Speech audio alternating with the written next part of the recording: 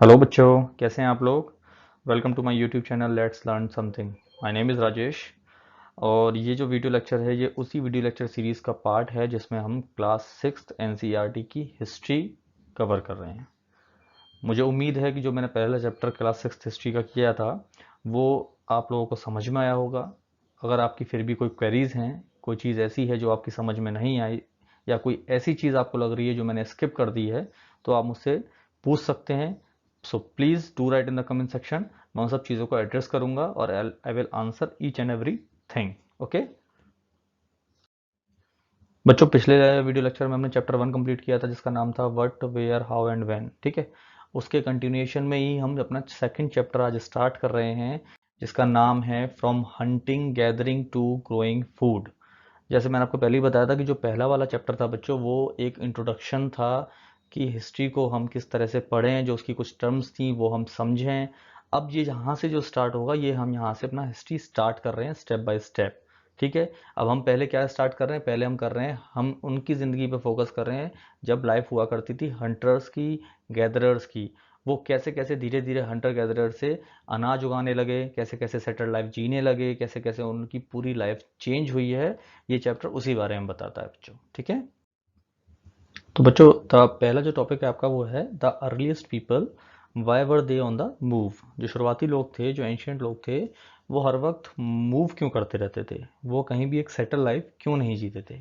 ठीक है, तो हम बात कर रहे हैं बच्चों कब की, हम बात कर रहे हैं आज से 2 मिलियन साल पहले की। 2 मिलियन साल पहले बच्चा मतलब 20 लाख साल पहले की। तो 20 लाख साल पहले जो लोग रहते थे हम उन्हें जानते हैं एज हंटर्स और गैदरर्स। क्या जानते हैं बच्चा, हंटर्स और गैदरर्स। क्यों इन्हें इनके नाम से जाना जाता है, क्योंकि ये लोग क्या क्या करते थे बच्चे, ये जंगली जानवरों का शिकार किया करते थे, मछलियां पकड़ा करते थे, बर्ड्स को पकड़ा करते थे। और जो गैदर्स हुआ करते बेटा, गैदर्स वो क्या करते थे, वो फ्रूट्स इकट्ठा किया करते थे, रूट्स को इकट्ठा किया करते थे, nuts seeds leaves stocks and eggs, इन सब चीज़ों को इकट्ठा किया करते थे। क्यों किया करते थे, क्योंकि ये इसे अपने भोजन के तौर पे यूज़ करते थे। तो इनकी भोजक पहली प्राथमिकता होती थी, पहली प्रायोरिटी होती थी। तो ये भोजन इस्तेमाल मतलब भोजन इकट्ठा करने के लिए कौन सा तरीका इस्तेमाल किया करते थे, उसकी वजह से इनका नाम पड़ गया। कुछ शिकार करते थे तो वो हंटर्स हो गए, कुछ इकट्ठा किया करते थे वो गैदरर्स हो गए बच्चों। अब ये लोग एक जगह रुका क्यों नहीं करते थे, why were they on the move. ठीक है, तो इसके पीछे कारण है बच्चों कुछ। क्या कारण है कि अगर वो एक ही जगह रहेंगे तो वो जिन एनिमल सोर्सेज या प्लांट्स रिसोर्सेज पे डिपेंड करते हैं, जैसे सपोज कीजिए वो किसी पेड़ के फल खा रहे हैं, ठीक है, या किसी जंगली जानवर का शिकार कर रहे हैं, किसी डियर का शिकार कर रहे हैं, किसी वाइल्ड कैटल का शिकार कर रहे हैं, या किसी और का कर रहे हैं, तो अगर वो एक ही जगह रहेंगे तो वो उस सारे पेड़ों के फल खा लेंगे।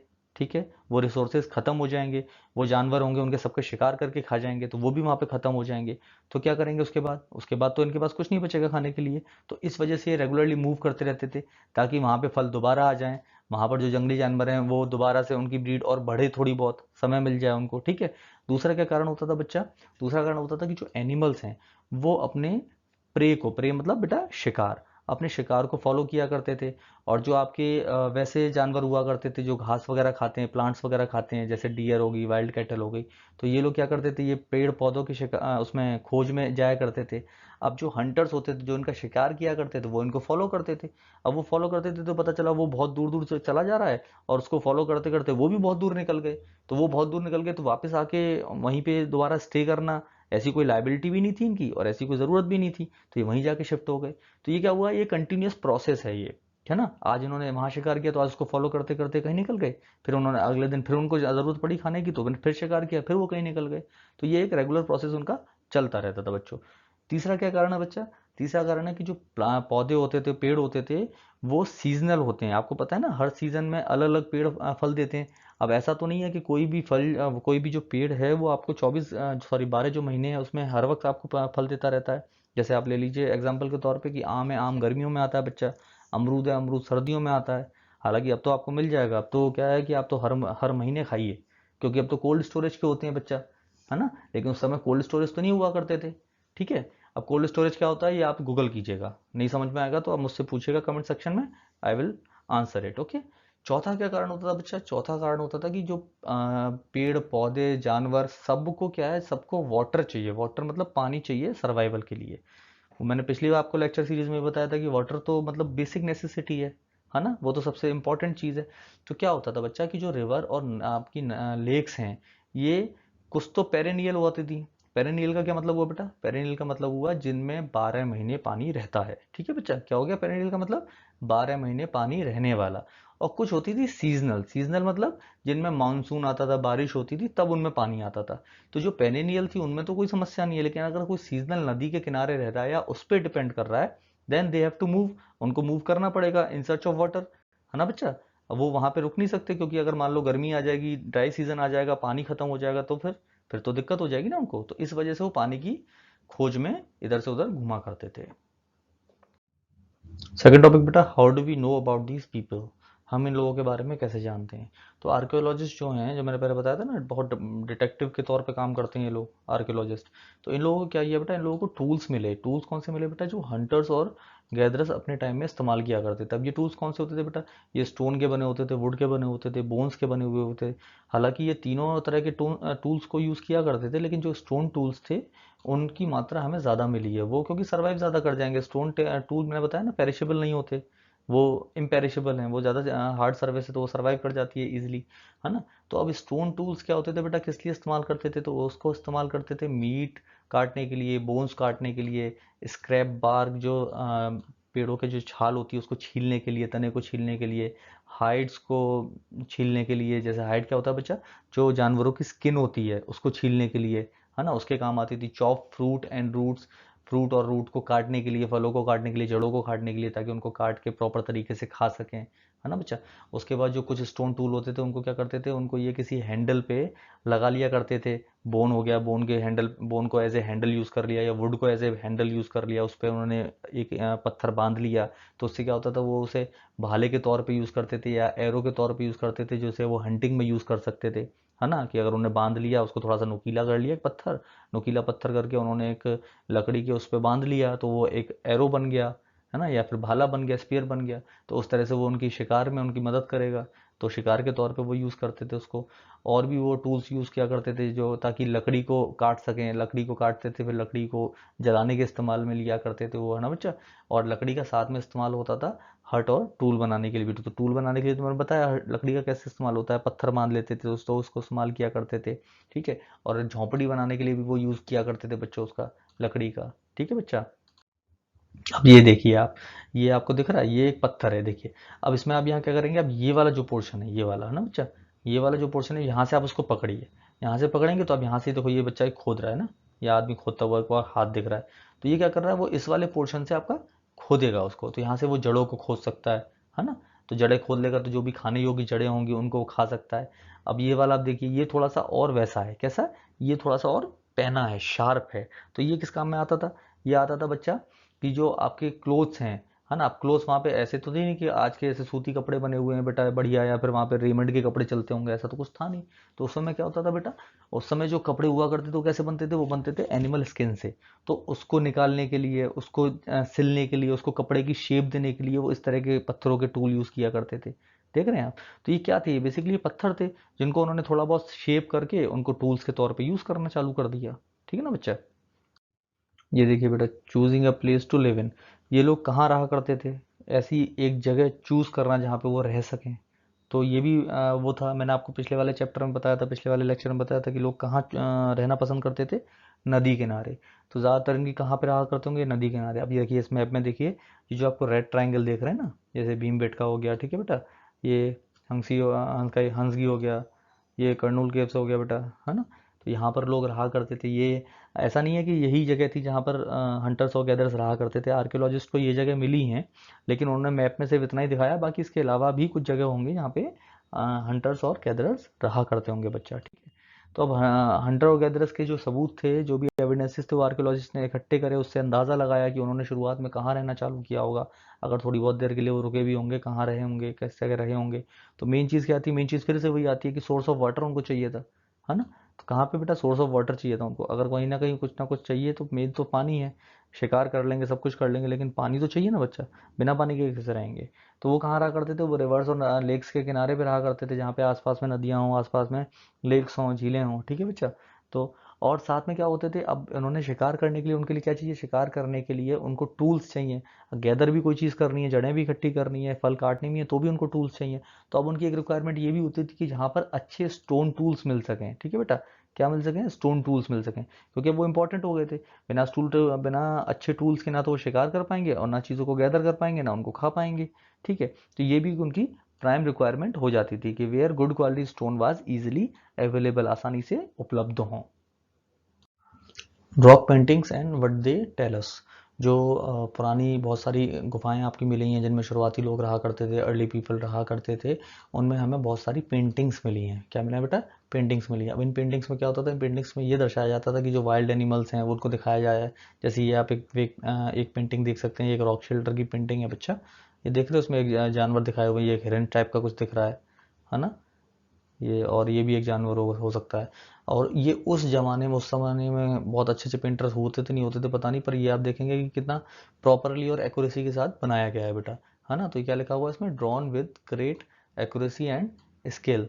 अब उसके आप अगर आपको कुछ एग्जाम्पल चाहिए तो मध्य प्रदेश में और सदर्न आपका जो यूपी है, सदर्न यूपी बोले तो बेटा, सदर्न यूपी मतलब जैसे इलाहाबाद हो गया, चित्रकूट हो गया, झांसी डिस्ट्रिक्ट हो गया, मिर्ज़ापुर वाला क्षेत्र हो गया, तो ये सदर्न सदर्न उत्तर प्रदेश वाला जो क्षेत्र है ना बेटा, वहाँ पर आपको उसके बहुत सारे एग्जाम्पल्स मिलते थे। किनके बेटा, जो गुफाओं में पेंटिंग्स हैं, रॉक पेंटिंग्स बेसिकली, ठीक है।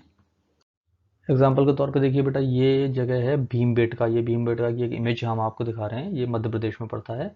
तो ये एक ओल्ड साइट है जहाँ पर केव्स और रॉक शेल्टर्स बहुत मिलते थे, जहाँ पे गुफाओं में और पत्थरों में शेल्टर्स बहुत मिला करते थे। अब लोग नेचुरल केव्स को, people choose these natural caves, इनको चूज क्यों किया करते थे, because they provide shelter from rain heat wind, ये बारिश से, गर्मी से, जो तेज़ हवाएं हैं उनसे बचाव या संरक्षण प्रोवाइड कराती थी, उनसे बचाव प्रोवाइड कराती थी। सीधा सा लॉजिक है ना बच्चा। और ये जो रॉक शेल्टर्स आप देख रहे हैं, ये आपके नर्मदा वैली के पास में थे, नर्मदा वैली पास में ही थी। मैंने कहा ना कि वो वहीं उसी जगह को चुनते थे जहाँ पर पानी आसपास मौजूद हो, है ना। साइट्स, साइट्स क्या होती हैं बच्चा, साइट्स मतलब ये वो जगह होती हैं जहाँ पर आपको कुछ एविडेंसेस मिले हैं, कुछ चीज़ें मिली हैं, जैसे टूल्स मिल गए, मान लीजिए आपको पॉट्स मिल गए, बिल्डिंग के अवशेष मिल गए, जो भी चीज़ें मिली हैं जहाँ पर आर्कियोलॉजिस्ट जो होते हैं काम करते हैं, है ना, पुरातत्व वाले जो काम करते हैं, तो वो क्या होती हैं बेटा, वो साइट्स होती हैं। आगे जितने भी चैप्टर्स आएंगे उनमें भी आपको जितनी भी लोकेशंस बताई जाएंगी वो सारी साइट्स हैं बेसिकली। तो ये क्या थी बेटा, ये वो थी जो पहले जो भी लोग रहा करते थे उन्होंने बनाई, ठीक है, उन्होंने इस्तेमाल किया और उसके बाद वो छोड़ गए इसको, ठीक है, लेफ्ट। अब वो किस कारण से छोड़ गए वो नहीं पता, वो किस कारण से मूव कर गए, फ्लड आ गई, क्या आ गया क्या नहीं आया, बट उन्होंने अबेंडन कर दिया, अबेंडन मतलब छोड़ दिया उस चीज़ को, ठीक है बेटा। अब ये क्या है, ये सरफेस पे भी हो सकती हैं कुछ साइट, और ये ज़मीन के अंदर भी हो सकती हैं, और कभी कभी तो ये पानी के अंदर भी मिलती हैं। अभी ऐसा क्यों होता है कि भाई ज़मीन के अंदर थोड़ी बनाने गए थे वो, या पानी के अंदर थोड़ी बनाने गए थे, तो ऐसा नहीं होता बेटा। क्या होता है कि जिस वक्त उन्होंने बनाया था उस वक्त वहाँ पर ज़मीन ही थी, लेकिन बाय द टाइम क्या हुआ, बाय द टाइम जैसे विंड चलती रहती है तो वो धूल लाती है अपने साथ में, है ना, तो वहाँ पे क्या है, डिपोजिशन होता रहता है सॉइल का। जब डिपोजिशन सॉइल का होता रहेगा तो मान लीजिए 100 साल, 500 साल, 1000 साल, और ये तो हम बात कर रहे हैं 20 लाख साल पुरानी, तो उसमें क्या होगा, वो डिपोजिशन इतना ज़्यादा हो जाएगा कि वो सारी की सारी चीज़ें दफन हो जाएंगी धरती के अंदर। सेम हो सकता है कि वहाँ पर मान लीजिए कोई जो आपके आसपास नदी हो, वो उसका जो पानी का लेवल है वो बहुत ज़्यादा बढ़ गया हो, तो उसने फ्लड लेके आसपास के क्षेत्र को पूरा का पूरा कवर अप कर लिया हो, तो इस वजह से पानी के अंदर भी कुछ चीज़ें मिली हो। तो ये मुख्य कारण हो सकते हैं साइट्स के। तो साइट्स बेटा क्लियर हो गया ना आपको कि साइट्स क्या चीज़ें होती हैं, क्योंकि ये वर्ड आपको रेगुलर सुनने को मिलेगा, है ना बेटा। Next topic is finding out about fire. तो जो इतने भी पुराने लोग हैं, अपने एंशियंट पीपल हैं, अर्लीस्ट पीपल हैं, क्या वो आग के साथ फेमिलियर थे, परिचित थे, तो इसका हमें पता लगता है बच्चा कर्नूल केव से। कहाँ से पता लगता है, कर्नूल केव से। कर्नूल केव्स में क्या हुआ है, ट्रेशेज ऑफ एशेज मिले हैं हमें कर्नूल केव्स के पास में, ठीक है। कर्नूल केव्स कहाँ पर बेटा, मैप में देखिए ये वाला हिस्सा है, ये आपको दिख रहा है, ये आपका कर्नूल केव्स, ये लिखा हुआ है कर्नूल केव्स, ठीक है। तो इस जो हमें ट्रेसेस मिले हैं एशिस के, राख के, उससे हमें ये मालूम पड़ता है कि जो अर्लीस्ट पीपल हैं they were actually familiar with the use of fire, वो आग के इस्तेमाल के साथ फेमिलियर थे। आग को इस्तेमाल किस तरह से करते थे, आग को इस्तेमाल करते थे as a source of light, to roast meat, meat को पकाने के लिए, रोशनी के लिए, और टू स्केयर अवे एनिमल्स, जो जंगली जानवर हैं उनको डरा के भगाने के लिए आग का इस्तेमाल वो लोग किया करते थे बच्चों। Name and dates. तो आर्कियोलॉजिस्ट जिस टाइम की हम बात कर रहे हैं, जिस टाइम जो भी हम टाइम पढ़ रहे हैं हंटर और गैदरर्स वाला, उसकी उन्होंने नेमिंग की हुई है, उसकी क्या सभी टाइम पीरियड्स की नेमिंग की हुई है। तो वो टाइम पीरियड कौन सा था बेटा, उसको हम कहते हैं अर्ली पीरियड, वो पैलियोलिथिक पीरियड। जो अर्लीस्ट पीरियड था हमारा उसको बोलते हैं पैलियोलिथिक पीरियड। तो ये पैलियोलिथिक वर्ड जो है ये दो ग्रीक वर्ड से बना हुआ है बेटा। ये पहला वर्ड है पैलियो, जिसका मतलब होता है ओल्ड, ओल्ड मतलब पुराना। दूसरा वर्ड है लिथोस, जिसका मतलब है स्टोन। तो क्या डिनोट कर रहा है ये, ओल्ड स्टोन। तो ये इसकी ये क्या इंपॉर्टेंस दर्शाता है, ये दर्शाता है कि जो उस समय में हमें स्टोन टूल्स मिलते थे, ठीक है। स्टोन टूल्स कैसे होते थे उस समय, जो स्टोन्स का टूल्स के तौर पर इस्तेमाल करते थे, बड़े बड़े स्टोन्स यूज किया करते थे वो लोग टू एज टूल्स। तो ये उसको उसका इंपॉर्टेंस हमें दर्शाता है। अब ये पीरियड कौन सा है बेटा, ये पीरियड है आपका 2 मिलियन साल से पहले पहले से लेके 12,000 साल पहले तक का जो पीरियड है, इसको इन्होंने बोला है पैलियोलिथिक पीरियड। क्या बोला है बच्चा, पैलियोलिथिक पीरियड। कब से हो गया, दोबारा रिमाइंड कराता हूँ, 2 मिलियन साल मतलब 20 लाख साल पहले से लेके 12,000 साल पहले तक का जो पीरियड है। अब ये चूंकि बहुत लंबा पीरियड था तो इसको भी सब डिवाइड किया गया है as lower palaeolithic, middle palaeolithic and upper palaeolithic period. अब ये जो आपका पैलियोलिथिक जो पीरियड है, ये आपकी 99% जो अपना ह्यूमन हिस्ट्री है उसका टाइम स्पेन कवर करता है। कितना बेटा, 99% ऑफ ह्यूमन हिस्ट्री का टाइम, जो टाइम स्पेन है वो कवर करता है। अब इसका क्या मतलब है, इसका मतलब ये है कि जो ह्यूमन का डेवलपमेंट हुआ है, जो मानव का विकास हुआ है, विकास मतलब अब जैसा विकास नहीं कि हाँ उसने सैटेलाइट बनाना चालू कर दिया। विकास का मतलब हो गया कि जैसे कहा जाता है ना कि ह्यूमन की उत्पत्ति क्या है, कहीं ना कहीं बंदरों से है ना। तो जो उनका जो डेवलपमेंट है, जो एप्स का जो डेवलपमेंट ट्रांसफॉर्मेशन जो ह्यूमन में हुआ है, उसकी जो 99% की ह्यूमन हिस्ट्री है उसको ये कवर करता है पैलियोलिथिक पीरियड। उसके बाद का जो पीरियड है बच्चा, मतलब जो आपका 12,000 साल से लेके 10,000 साल पहले तक का जो पीरियड है उसको बोला गया है मेसोलिथिक पीरियड। ये भी दो ग्रीक वर्ड के साथ ही बना हुआ है, मेसो प्लस लिथिक मतलब मिडिल स्टोन, ठीक है। तो इस दौरान क्या हुआ बच्चा, इस दौरान एनवायरमेंटल चेंजेस होने लगे शुरू। तो जो इससे पहले का पीरियड था, मतलब जो आपका पैलियोलिथिक पीरियड था, यानी कि 2 लाख साल, सॉरी 20 लाख साल पहले से लेकर 12,000 साल पहले तक का जो पीरियड था, वो बहुत ठंडा हुआ करता था। हिमयुग, आइस एज था वो, बहुत ही ज़्यादा ठंडा होता था, ठीक है। तो ज़्यादा ठंडा होता था तो उसके चक्कर में क्या होता था कि उसके चक्कर में फॉरेस्ट या पेड़ पौधे जो हैं वो अच्छी तरह से ग्रो नहीं कर पाते थे। सिर्फ वही पेड़ पौधे ग्रो कर पाते थे जो कोल्ड एटमॉस्फेयर या कोल्ड टेम्परेचर के लिए सूटेबल हैं, ठीक है। अब क्या हुआ, अब एनवायरमेंटल चेंजेस होने लगे, मतलब टेम्परेचर थोड़ा सा वार्म होने लगा, गर्म होने लगा। तो ये क्या हुआ, ये बहुत ज़्यादा सूटेबल रहा और नए नए पेड़ पौधों के ग्रो के लिए, उनके जन्म के लिए, उनके विकास के लिए, ठीक है। अब इस समय में जो टूल्स पाए जाते थे वो थोड़े से टाइनी हुआ करते थे। कैसे होते थे बेटा, जनरली टाइनी, और उनको कहते थे हम माइक्रोलिथ्स। माइक्रो और लिथ्स, लिथ्स मतलब वही स्टोन, माइक्रो मतलब छोटा, टाइनी, ठीक है। तो इनको क्या कहा जाता था, टाइनी, जो टाइनी स्टोन टूल्स मिला करते थे उनको बोलते थे हम माइक्रोलिथ्स, ठीक है। अब माइक्रोलिथ्स को हम कैसे इस्तेमाल किया करते थे, ये ने एक बोन्स के तौर, बोन हो गया या वुड हो गया, उसका हैंडल हो गया, उस पर इन्हें लगा के हम इन टूल्स का इस्तेमाल किया करते थे एज सॉज या सिकल्स। अब सॉ और सिकल क्या होती है बच्चे, आरी हो गई, दराती हो गई, है ना।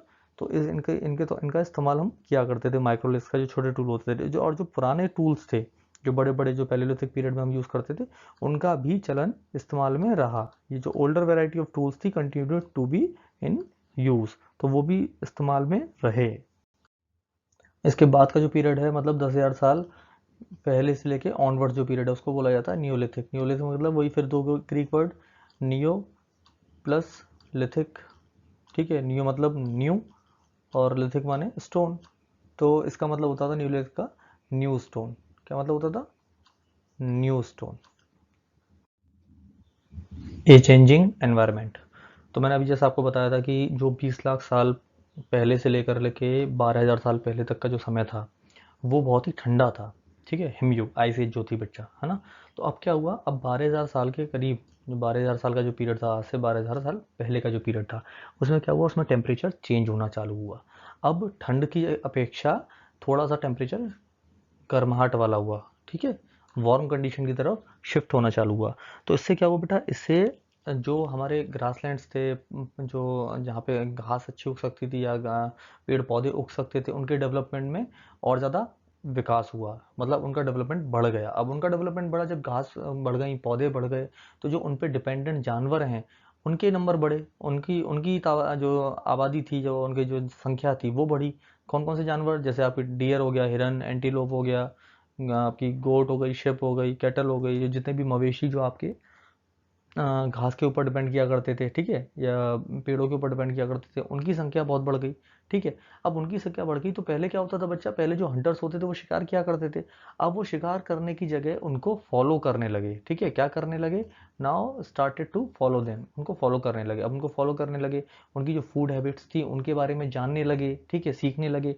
उनके जो ब्रीडिंग सीजन थे कि किस सीजन में वो बच्चों को जन्म देते हैं, ठीक है, उनको सीखने लगे।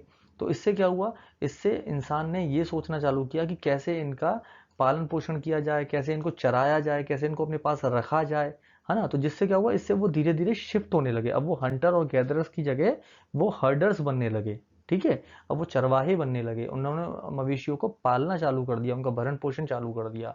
उस समय में फिशिंग भी बहुत इंपॉर्टेंट हुआ करती थी बच्चों। The beginning of farming and herding. तो अभी मैंने आपको बताया ना कि 12,000 साल पहले क्या हुआ कि टेम्परेचर थोड़ा सा चेंज होने लगा। अब जो टेम्परेचर था वो थोड़ा सा गर्म होने लगा, तो जिसकी वजह से क्या हुआ, ग्रासलैंड्स डेवलप हुए, ग्रासलैंड्स बढ़ने लगे। तो क्या हुआ कि इंडियन सब कॉन्टिनेंट के डिफरेंट डिफरेंट पार्ट्स में, डिफरेंट डिफरेंट हिस्सों में वीट, बार्ले और राइस, वीट, बार्ले और राइस, ठीक है, ये नेचुरली उगने लगा, मतलब प्राकृतिक तौर पे। ये किसी पहले किसी ने बोया नहीं था, पहले अनाज आपको आया नहीं था इनिशियली कहीं से कि हाँ भाई किसी ने दे दिया और किसान बन के उन्होंने बो लिया। ये नेचुरली ग्रो हुआ। तो नेचुरली ग्रो हुआ तो क्या हुआ कि मैन, वुमेन, चिल्ड्रन जितने भी थे, आदमी, औरत और बच्चे, उन्होंने इसको कलेक्ट किया, इन ग्रेन्स को, इनके दानों को कलेक्ट किया एज फूड, ठीक है। और उनके बारे में इन्होंने सीखा कि ये कहाँ उगते हैं और इनका पकने का टाइम क्या है, ये कब पकते हैं, ठीक है।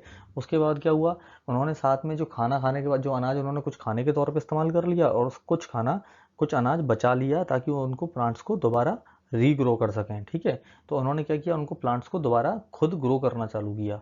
अभी तो नेचुरली हुए थे, और उसके बाद उन्होंने क्या किया, उन्होंने खुद ग्रो करना चालू कर दिया। तो इस तरह से वो बेचा फार्मर्स बन गए, ठीक है। अब फार्मर तो वो बन ही गए। अब लोगों ने क्या चालू किया कि उन्होंने जो भी जानवर रहा करते थे, जो भी पालने लोग जानवर हुआ करते थे, तो उनके आसपास खाना रखना उन्होंने छोड़ दिया, जिससे कि वो उन लोगों को अट्रैक्ट कर सकें, उन लोगों को अपनी तरफ आकर्षित कर सकें, और इस तरह से उन्होंने उनको पालना शुरू कर दिया, ठीक है। तो पालने की तरफ सोचना चालू किया पहले तो, ताकि उनके लिए अनाज छोड़ दें, कुछ छोड़ दें, उनका ख्याल रखें। जो पहला एनिमल है जिसको पाला गया था, ये कहा जाता है वो डॉग के वाइल्ड एंसेस्टर्स थे। कुत्ते के जो बहुत पूर्वज थे भाई, स्टार्टिंग में कोई पालतू कुत्ता तो हुआ नहीं करता था, तो जो पहले हुआ करते थे शुरू में वो जंगली हुआ करते थे, तो सबसे पहले कुत्ते को पाला गया था, ठीक है। तो ऐसे क्या किया इन्होंने, उनके लिए खाना छोड़ा, उनकी उनकी देखभाल करनी चालू करी जहाँ पर रहते थे। तो इस तरीके से क्या हुआ कि शीप, गॉट, कैटल, इस टाइप के जो और जानवर थे उन्होंने हर्ड्स में रहना चालू किया, झुंडों में रहना चालू किया। और ज़्यादातर वो होते थे जो घास वगैरह खाते थे, है ना। तो ज़्यादातर घास पे डिपेंड किया करते थे, घास खाते थे, पौधे खाते थे, तो उन लोगों ने उनको पालना चालू किया। तो इस तरह से क्या हुआ, ये लोग हर्डर बन गए, ठीक है। क्या बन गए बच्चा, हर्डर बन गए। तो इन लोगों ने उन्हें पालना चालू कर दिया, और साथ में जो जंगली जानवर होते थे उनसे उनकी रक्षा भी करना चालू किया, क्योंकि अब पालेंगे तो फिर रक्षा कौन करेगा, रक्षा भी यही करेंगे। तो इस तरह से ये कन्वर्ट होते जा रहे हैं हंटर गैदरर से किस पे, फार्मर और हर्डर्स पे। Next topic is domestication. तो डोमेस्टिकेशन क्या चीज़ होती है बच्चों, तो इसको हम ऐसे समझते हैं कि जो पहले अर्लीस्ट पीपल हुआ करते थे, हम जानते हैं कि वो हंटर्स थे, गैदर्स थे। हंटर गैदर्स क्यों थे, क्योंकि हंटर और गैदर करके वो अपना फूड अरेंज किया करते थे। हंटर्स मतलब शिकार किया करते थे तो फूड मिलता था, गैदर्स मतलब वो इकट्ठा किया करते थे, गैदरर्स, तो उनको फूड मिला करता था। उसके बाद क्या हुआ, उसके बाद वो धीरे धीरे शिफ्ट हुए और बन गए फार्मर्स और हर्डर्स। तो ये जो प्रोसेस है शिफ्टिंग का, है ना, इसको डोमेस्टिकेशन कहा गया है बेटा। तो डोमेस्टिकेशन से क्या मतलब निकल गया है कि आपने वो पेड़ पौधे चुने जो आपके खाने योग्य हैं, जो एडिबल हैं। आपने वो जानवर चुने जिनको आप चरा सकते हो, जिनको आप पाल सकते हो, फिर जिनसे आप एनिमल प्रोडक्ट्स निकाल के आप फूड के तौर पे यूज़ कर सकते हो, है ना। तो ये सब क्या प्रोसेस है, ये प्रोसेस है डोमेस्टिकेशन का, ठीक है।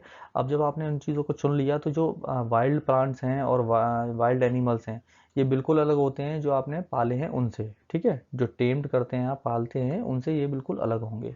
तो इस आधार पे उन्होंने क्या किया, उन्होंने इस आधार पे उन्होंने पौधे चुने, जानवर चुने, और उनको पालना शुरू किया। अब उनका आधार क्या होता था, जैसे सपोज कीजिए कि अब उनने मान लो कोई पौधा चुनना है या कोई जानवर चुनना है, तो वो सबसे पहले ये देखा करते थे कि ऐसा तो नहीं कि ये पौधा और जानवर जो है ये यार प्रोन टू डिजीज, ऐसा तो नहीं है कि दे आर प्रोन है, वो मतलब बीमारी फैलाने वाले तो नहीं है। अगर बीमारी फैलाने वाले होंगे तो उन्हीं को समस्या हो जाएगी। तो ऐसे जानवरों को नहीं चुना करते थे, ऐसे पौधों को नहीं चुना करते थे, ठीक है।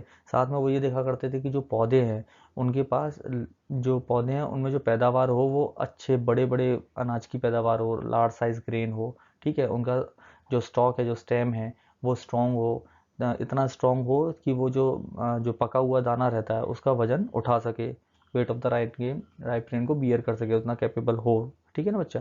साथ में क्या करते थे वो लोग कि जो सीड्स हैं, जैसे पक गया अनाज है, उन्होंने फसल काट ली, तो उसके बाद जो सीड निकले उनको उन्होंने कुछ बचा के रख लिया ताकि वो अगली बार उन सीड्स को बो सकें और सेम क्वालिटी के पौधे फिर से उग सकें, ठीक है।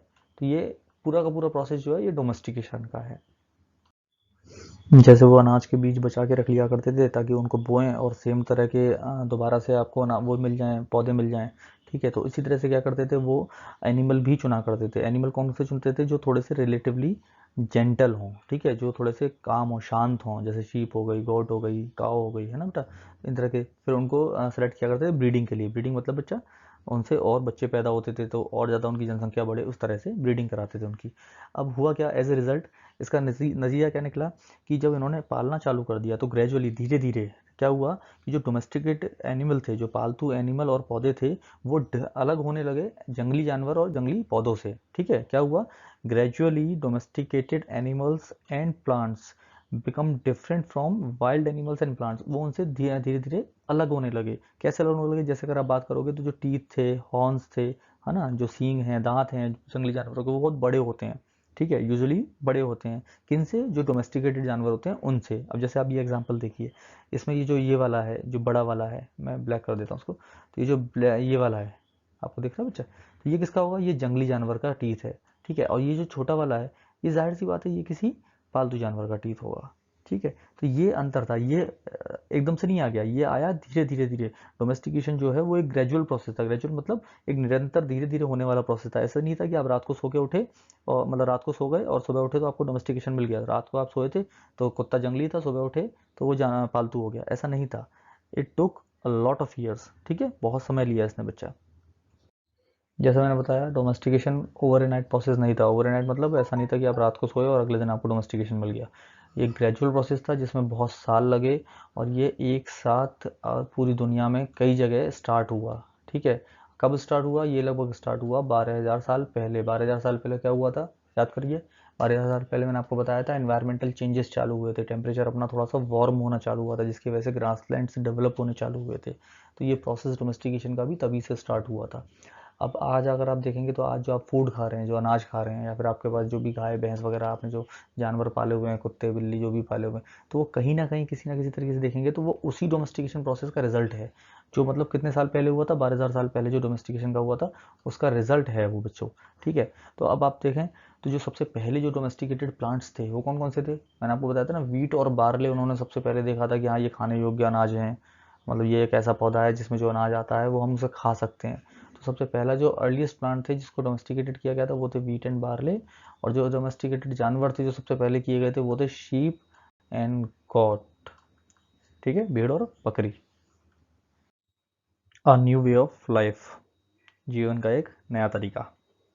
बच्चों I am continuously telling you कि अगर आपका कोई भी डाउट है, if you have any queries, any doubt in any particular section, तो do write in the comment section. I will address each and every issue, okay, don't hesitate.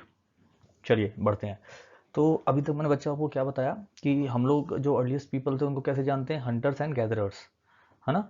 Hunters and gatherers अपना जैसे food इकट्ठा करते थे, उनकी ऐसी ही naming हो गई। तो हंटर एंड गैदरर्स की लाइफ कैसी होती थी बच्चों? उनकी लाइफ होती थी कि वो लोग कंटिन्यूअस ट्रैवल किया करते थे, वो एक जगह रुकते नहीं थे, है ना, वो हमेशा मूव करते रहते थे। लेकिन उसके बाद वो शिफ्ट हुए किस पे? फार्मर्स बने, वो हर्डर्स बने।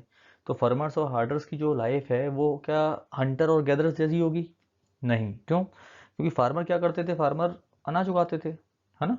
अब अनाज उगाते थे तो अनाज ऐसा तो है नहीं कि बेटा कि आज बोया और कल उग गया, है ना, it will take some time. तो कुछ अनाज क्या होता था कि जब बोने के बाद कुछ अनाज को आप मान लीजिए कि कुछ दिन लगते थे उगने में, कुछ को हफ्ते लगते थे, कुछ को महीने लगते थे, और कुछ को पेड़ों को तो शायद कई कई साल लग जाते थे, है ना। तो अब क्या हुआ कि जब उन्होंने अनाज उगा दिया तो वो अनाज उगा के छोड़ तो नहीं सकते हैं कि हाँ बस बीज बो दिया उसके बाद उन्हें ज़रूरत नहीं है। तो क्या करते थे? बीज बोने के बाद उनको वहाँ पे एक जगह रुकना पड़ता था, ठीक है। They had to stay in the same place for a long time, ठीक है। अब उनको प्लांट्स की देख रेख करनी पड़ती थी, लुकिंग आफ्टर द प्लांट्स, ठीक है। उनमें पानी देना पड़ता था, वाटरिंग, वीडिंग करनी पड़ती थी। वीडिंग क्या होती है बच्चों?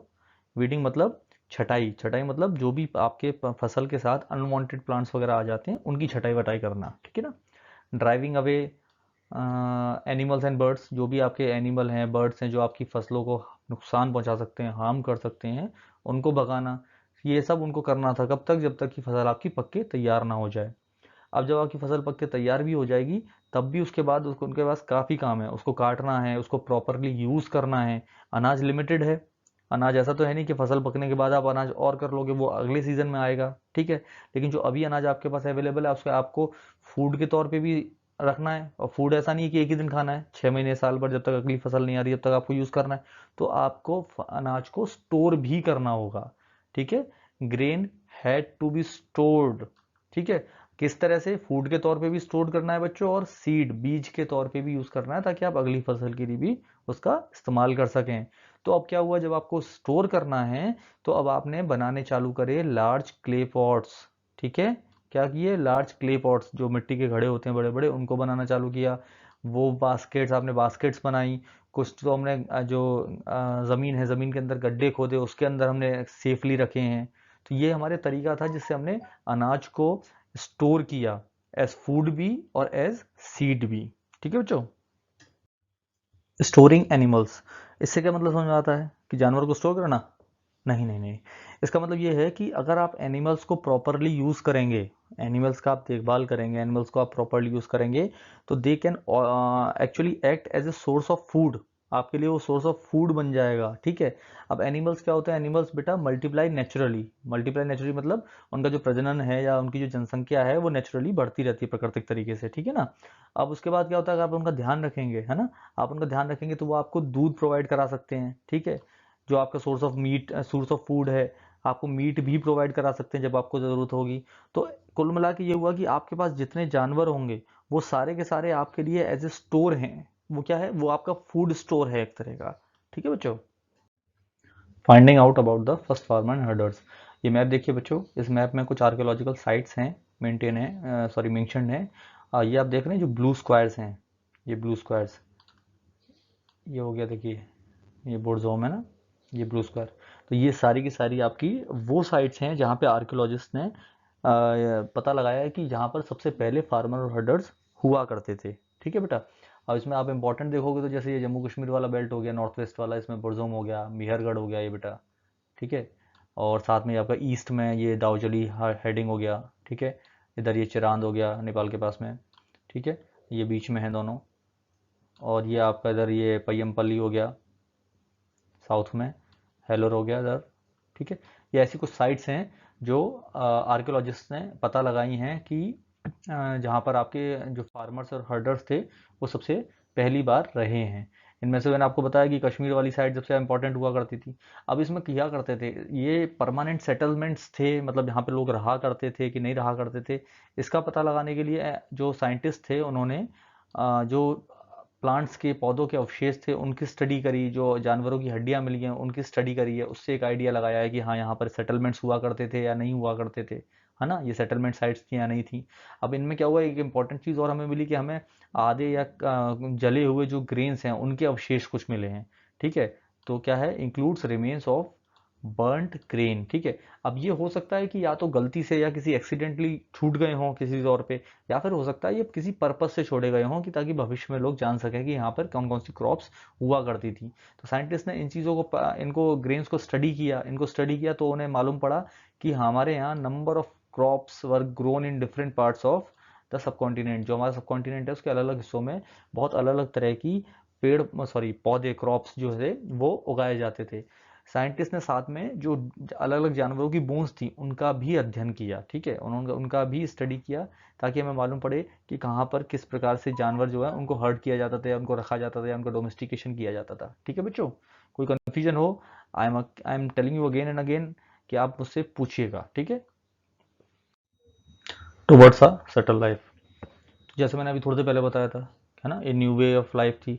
तो उसमें क्या हुआ था कि उसमें लोगों ने एक सेटल लाइफ जीना चालू कर दिया था। तो अब क्या हो रहा था कि अब जब फार्मर और हर्डर बन चुके हैं बच्चों, तो अब उन्होंने एक सेटल लाइफ जीना चालू कर दिया। आर्कियोलॉजिस्ट को बहुत सारी साइट्स ऐसी मिली जहाँ पर उनको ट्रेसिस ऑफ हर्ट्स और हाउसेज मिले, ठीक है। जैसे उनमें से एक एग्जांपल है बुर्ज होम। कौन सा बेटा? बुर्ज होम, जो अभी कश्मीर में है। देखिए ये वाला हिस्सा आपको दिख रहा है, ये आपका बुर्ज, ठीक है। तो ये कहाँ पर है? ये आपका कश्मीर में है। तो यहाँ पर उन्हें क्या मिले हैं? यहाँ पर उनको पिट हाउसेज मिले हैं। पिट हाउसेज कैसे होते हैं बेटा? पिट हाउसेज होते हैं जो ज़मीन के अंदर गड्ढे करके उनमें बनाए जाते हैं। ज़मीन के अंदर ये गड्ढे कर लिए, उसमें हाउस बना लिया और उसमें फिर अपनी सीढ़ियाँ उतार दी इस तरह से, ठीक है। सीढ़ियाँ उनकी उतार दी अंदर, वो होते हैं बेटा पिट हाउसेज। तो ये कहाँ मिले हमें? ये मिले हमें बुर्ज होम में। अब ये जो हाउसेज होते थे ये उनको ठंड वगैरह में शेल्टर प्रोवाइड कराते थे, है ना। नहीं तो ठंड बहुत होती थी तो ठंड में कहाँ रुकेंगे, ठंड में शेल्टर प्रोवाइड कराने का काम करते थे। आर्कियोलॉजिस्ट ने साथ में ये भी पाया कि वहाँ पर उनको कुछ भट्टियाँ मिली हैं, कुकिंग हर्ट्स मिली हैं। कैसी? चूल्हे या भट्टियाँ आप कह सकते हो जिन पर खाना बनाया जाता है। कहाँ पर मिली हैं बेटा? ये इनसाइड भी मिली हैं, मतलब घर के अंदर भी मिली हैं, और आउटसाइड भी मिली हैं। आउटसाइड हर्ट्स, हर्ट्स मतलब झोंपड़ी। तो ये अंदर भी मिली हुई हैं और बाहर भी मिली हुई हैं। तो इसका मतलब ये हो गया कि जैसे जैसा मौसम होता था उस मौसम के हिसाब से वो अंदर भी बनाते थे खाना, बाहर भी बनाते थे। जैसा सपोज करो बारिश हो रही है तो बारिश में वो बाहर नहीं बना सकते, है ना, तो वो अंदर बनाते होंगे। अब सर्दियाँ पड़ रही हैं तो सर्दियों में वो बाहर भी बना सकते हैं, अंदर भी बना सकते हैं। तो वो उस हिसाब से डिपेंडिंग ऑन वेदर वो अपनी जगह के हिसाब से अपने खाने को कुक किया करते थे, अंदर भी और बाहर भी, आइदर इंडोर और आउटडोर। स्टोन टूल्स भी मिले हैं, ठीक है। अब स्टोन टूल्स भी हमें अभी तक कुछ साइट से मिले हैं। अब ये स्टोन टूल्स जो थे ये थोड़ा डिफरेंट हैं जो हमें मिला करते थे कब? पैलियोलिथिक टूल्स में, और मैं जो अपना मेसोलिथिक टूल्स, सॉरी मेसोलिथिक जो पीरियड था और जो पैलियोलिथिक पीरियड था, उनके जो टूल्स मिले उनसे थोड़ा सा डिफरेंट है। इसीलिए इनको कहा गया है न्यूलिथिक। ये नए हैं, ये अलग हैं, ठीक है। पैलियोलिथिक याद आया बेटा? पैलियोलिथिक कौन सा पीरियड था? सोचो सोचो सोचो। पैलियोलिथिक पीरियड था आपका 20 लाख साल, 2 मिलियन ईयर अगो से लेके 12,000 साल तक का जो पीरियड था। मेसोलिथिक कौन सा था? 12,000 साल से लेके 10,000 साल तक का जो पीरियड था, याद रखिएगा। ये बेटा ये देखिए आप, ये जो नए वाले टूल्स हैं ना जिसको हम न्यूलिथिक टूल्स कह रहे थे, ये इस तरह के दिखते हैं। अब इसमें आप देखेंगे तो ये टूल्स जो हैं ये पॉलिश्ड हैं बेटा। कैसे हैं? पॉलिश्ड हैं। और जिनकी एजेस हैं ना ये बहुत फाइन है, बहुत पैनी है। तो इनसे काटना, इनसे इनका इस्तेमाल करना आसान है कंपैरेटिवली जो पहले हम टूल यूज़ किया करते थे बच्चों, ठीक है। तो क्या होता था कि जो इंसान है उसने अपनी ज़रूरत के हिसाब से इन टूल्स को मॉडिफाई कर लिया, इनको और बेहतर बना लिया, ठीक है। अब उनको जैसी ज़रूरत होती थी उस हिसाब से वो अपने टूल्स को मॉडिफाई करते चले गए। साथ में इसके क्या हुआ बेटा? साथ में हमने मोटर्स और पेसल्स भी यूज़ करना चालू किया। तो वहाँ पे क्या यूज़ किया करते थे? मोटर्स और पेसल्स। ये क्या चीज़ है बेटा? ओखली और मूसल। ओखली और मूसल आपने सुने होंगे ना, आप अभी अपने पिताजी से या अपने दादाजी से पूछिएगा, वो बताएंगे आपको। ओखली और मूसल होते हैं, गाँव में इस्तेमाल किया जाता था, ठीक है। किस लिए इस्तेमाल किया जाता? फॉर ग्राइंडिंग ग्रेन, मतलब अनाज की पिसाई के लिए, और जो और भी जो प्लांट प्रोड्यूस हुआ करते थे उनकी पिसाई के लिए। तो ग्राइंडिंग ग्रेन मतलब ओखली जो है इस्तेमाल की जाती थी उनको पीसने के लिए। आपकी ओखली और मूसल जो है वो तो आज भी कई घरों में आपको मिलेगी। अगर आप गांव में चले जाएंगे बच्चों, अगर जैसे आप गाँव में जाते होंगे तो अभी भी मिलेगी। आप अपने दादाजी से पूछेगा, आप अपने पापा से पूछेगा तो उनको पता होगा कि वो आज भी जो ग्रेन को ग्राइंड करने के लिए यूज़ करते हैं वो ओखली और मूसल ही करते हैं। मोटार्स एंड पेसल्स यूज़ करते हैं, कई हज़ारों सालों से इस्तेमाल किए जा रहे हैं।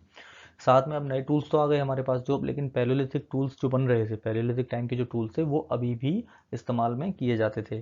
और साथ में बताया मैंने कि आप बोन को भी जो आप टूल्स के तौर पे यूज़ करते थे, जो कभी बोन पे आपने कुछ बांध लिया उसको टूल्स बना लिया आपने, है ना। अब साथ में हमें और क्या चीज़ें मिली? हमें मिले अर्थन पॉट्स। अर्थन पॉट्स मतलब ज़मीन से निकले हुए जो पॉट्स हैं बेटा, ये पॉट्स मिले मिट्टी के पॉट्स। ये कहाँ से निकले? ज़मीन से निकले, मिट्टी के जो पॉट्स हैं बेटा, ठीक है। अब ये क्या थे? ये डेकोरेटेड थे। ये देखिए आप, ये देख रहे हैं ये अर्दन पॉट है, ये डेकोरेटेड है। तो ये किस लिए इस्तेमाल करते होंगे?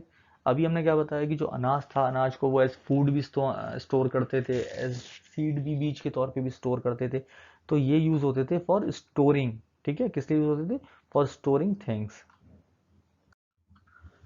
पॉट्स का उन्होंने इस्तेमाल कार्य चालू किया खाना बनाने के लिए भी। जो लोग हैं वो खाना बनाने के लिए पॉट्स का इस्तेमाल करते थे।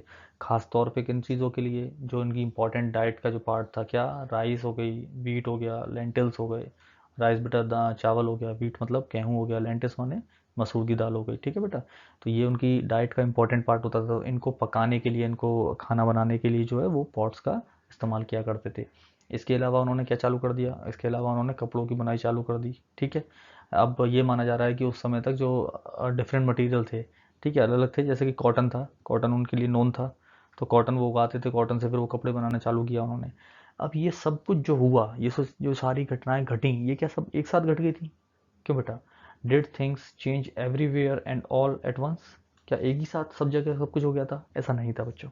तो हुआ क्या था, किस तरह से हुआ था कि कुछ जगह पे तो अभी भी जो मैन और वुमन थे बेटा, वो still continue to hunt and gather food, अभी भी वो हंटर और गैदरर्स ही थे कुछ जगह पे। मतलब जो डेवलपमेंट हुआ है वो डेवलपमेंट ऐसा नहीं हुआ है कि आप जैसे देखेंगे कि जम्मू कश्मीर में आज हुआ है तो वहाँ पे साउथ में भी आज ही हो गया, नहीं। ये एरिया के हिसाब से चीज़ें चेंज हुई हैं, धीरे धीरे ग्रेजुअली प्रोसेस था ये चेंज होता गया। कुछ लोगों ने फार्मिंग और जो हर्डिंग है उसको अडॉप्ट कर लिया स्लोली स्लोली। तो इन सब प्रक्रिया में बेटा सालों लग गई हैं, था मतलब हजारों सालें लगी हैं इस प्रक्रियाओं में। हंटर्स वगैरह जैसे आज भी अगर आप देखोगे ना, तो आज सारे लोग सिटी और शहरों में रहते हैं। क्या सभी शहरों में रह रहे हैं? नहीं, आज भी कुछ लोग गाँव में हैं।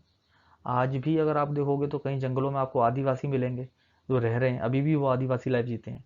तो क्या है, तो चीज़ें चेंज तो हो रही हैं, लेकिन एकदम से सबके लिए चेंज नहीं हो रही हैं कि सभी लोगों ने स्टार्ट कर दिया फार्मिंग, सभी लोगों ने हर्डिंग स्टार्ट कर दिया, नहीं।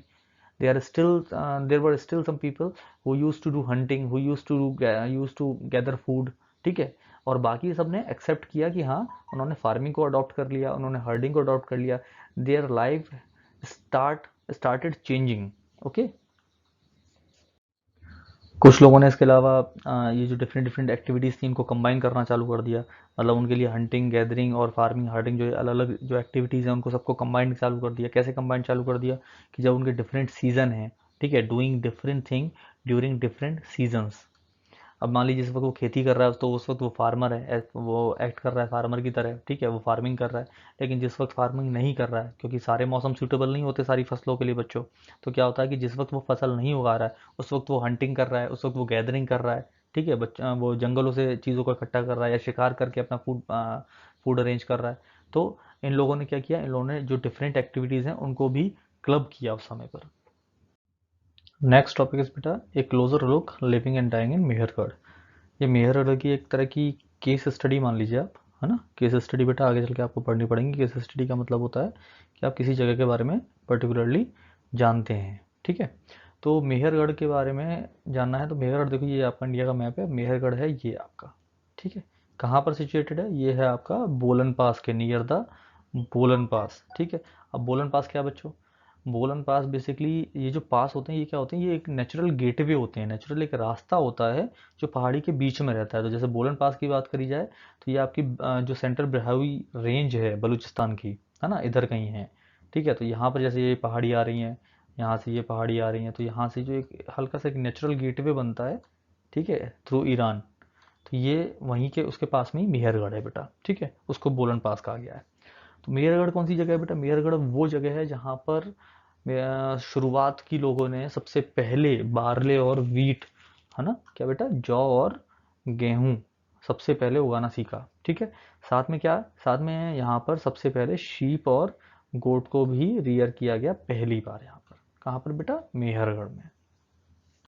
कुछ और स्टेट्स हैं बेटा मेहरगढ़ के बारे में। अच्छा, बोलन पास तो क्लियर हो गया ना बेटा? अगर बोलन पास नहीं समझ में आया हो तो मेरे को एक बार पूछ लेना, मैं दोबारा से और अच्छे से एक्सप्लेन कर दूंगा, ठीक है। वो एक पास होता है, एक नेचुरल गेटवे है किसी भी हिमालयन रेंज के बीच में, हिमालयन तो नहीं कहूँगा लेकिन किसी भी पहाड़ी रेंज जो है उसके लिए एक नेचुरल गेटवे होता है, ठीक है बेटा। चलिए मेहरगढ़ के बारे में और जान लेते हैं। तो मेहरगढ़ क्या है? It is one of the earliest villages that we know about. ये सबसे शुरुआती ये जितने भी गाँव थे उनमें से एक है, ठीक है। At this site many animal bones were found. यहाँ पर काफ़ी सारे जानवरों की हड्डियाँ मिली हैं, ठीक है। Bones of wild animal such as deer, pig, also bones of sheep and goat were found. यहाँ पर डियर, पिग, हिरन हो गया, पिग हो गया, सुअर, शीप हो गया, गोट हो गया, इनकी भी हड्डियाँ मिली हैं। किन की मिली हैं बेटा? इन जानवरों की भी मिली हैं, ठीक है। अब जो अदर फाइंड्स हैं, जो और जो यहाँ पे मेहरगढ़ पे मिला है उसमें क्या है बेटा? उसमें है रिमेन्स ऑफ स्क्वायर और रेक्टेंगुलर हाउसेज। तो वहाँ पे हाउसेज कैसे होते थे बेटा? स्क्वायर शेप्ड होते थे या फिर रेक्टेंगुलर होते थे। स्क्वायर और रेक्टेंगुलर आपको अच्छी तरह से पता होगा, ठीक है। मैं बना देता हूँ, ये रफ एंड ड्राइंग है तो it may not be accurate, but ये लगभग आपका स्क्वायर हो गया जिसकी चारों भुजाएं एक जैसी हो गई, एंड जो एंगल है वो 90 डिग्री का होता है। और ये आपका रेक्टेंगल हो गया जिसका एंगल ऑफ इंटरसेक्शन जो होता है वो 90 डिग्री का होगा और इसकी अपोजिट साइड्स इक्वल होती हैं, ठीक है बेटा। तो इसके क्या होता था, इसकी जो ज़्यादातर हाउसेस थे वो स्क्वायर थे, स्क्वायर शेप्ड या फिर रेक्टेंगुलर थे, ठीक है बेटा। अब उनमें क्या होता था, हर हाउस में हैड 4 और मोर कंपार्टमेंट्स, उसके अंदर 4 या उससे ज़्यादा कंपार्टमेंट्स हुआ करते थे, ठीक है, जिनमें से कुछ कंपार्टमेंट जो है स्टोरेज के लिए भी इस्तेमाल किया करते थे, ठीक है। अब ये आप घर देखिए, देखिए इस घर में 4 कंपार्टमेंट आपको दिख रहे हैं, ये देखो ये एक हो गया, ये आपको शायद विजिबल नहीं हो रहा तो may be blue, may be visible नहीं, यहाँ पे तो कोई विजिबल नहीं होगा। देखो बेटा ये पहला हो गया 1, ये दूसरा हो गया कंपार्टमेंट, ये तीसरा कंपार्टमेंट हो गया और ये आपका चौथा कंपार्टमेंट हो गया, ठीक है। तो इस तरह के वहाँ पर हाउसेस हुआ करते थे। जब भी कोई व्यक्ति मर जाता था वहाँ पर, तो जो उसके रिलेटिव्स हुआ करते थे या फिर जो उसके दोस्त वगैरह होते थे वो उसको रेस्पेक्ट पे किया करते थे, ठीक है, रेस्पेक्ट दिया करते थे, ठीक है। साथ में क्या होते थे, साथ में वो लोग उसको प्रॉपरली दफनाया करते थे, बरियल्स होते थे वहाँ पे, बरियल्स मतलब दफनाना, वो दफनाया करते थे। और दफनाते क्यों थे, उनका ये मानना होता था, साथ में वो रेस्पेक्ट और दफनाते इसलिए थे कि उनका ये मानना होता था कि मरने के बाद भी एक तरह की कोई लाइफ है, ठीक है। उनका ये बिलीव था, perhaps in the believe that there is some form of life after death, मृत्यु के बाद भी किसी प्रकार की एक जीवन है, ठीक है। तो हमें काफ़ी सारी साइट्स मिली हैं बच्चा, जो मेहरगढ़ पे मिली हैं, बरियल साइट्स, बरियल साइट्स में समझ गए ना बेटा, जो दफनाते थे ना, जैसे आजकल कब्रिस्तान होते हैं, ठीक है। तो जो दफनाते थे बेटा, बरियल साइट्स होती थी, वो मेहरगढ़ पे मिली हैं। और एक इंस्टेंस में, एक एग्जांपल के तौर पे, एक जगह ऐसी साइट मिली है जहाँ पे डेड पर्सन को बकरी के साथ मतलब दफनाया गया है, मतलब वो मृत्यु तो हो ही गया, जिंदा एक बकरी उसके साथ दफना दी गई है। क्यों, उनका ये मानना था कि ये एक जर्नी पे निकला है। किस पे निकला है बेटा, एक जर्नी पे निकला है, जो डेथ के बाद की एक जर्नी है, जो नई किसी एक फॉर्म ऑफ लाइफ की जर्नी है, तो उसमें उसे भूख भी लगेगी। तो गोड जो है mean to serve as food in the next world, आगे का जो जिंदगी है, जो आगे की उसकी दुनिया होने वाली है, उसमें उसे पता नहीं कि भैया फूड वूड मिल पाए नहीं मिल पाए। यहाँ पे तो बढ़िया लोग थे, दे दिया फूड, उसमें पता चला उनको आता ही ना हो, फिर से दोबारा मेहनत करो मरने के बाद। तो इसलिए भैया पहले से एक बकरी दे दो, तक मैं इसे तो खा लेगा, पता है तो ठीक है बेटा, जोक्स अपार्ट। ओके बेटा, तो with this we have come to the last topic of your chapter, that is Elsevier, ठीक है। आखिरी चैप्टर पे आ चुके हैं हम बच्चा।